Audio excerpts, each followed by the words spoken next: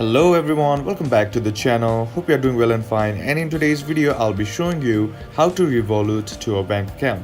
So without wasting any time, let's just jump right on the video and make sure to watch this video till the end and follow the steps as well. Now the first thing that you need to do is open up your Revolut app. Once you're here, you'll be seeing three buttons on the bottom of the screen. Tap on transfer.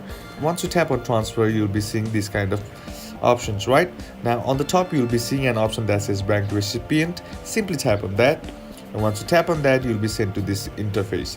Right, and now on account details, you'll be seeing this option that says country of recipient bank. Select the country of your bank, then select your currency, and the most important thing is your international business account number, that is your IBAN number. And once you enter the account number, simply fill up all the other boxes, and once you do that, all you gotta do is just simply send the money. And once you do that, here you'll also have an option to save your account details as well, because when the next time that you try to send your money to your bank account, you can simply do it just by a single tap.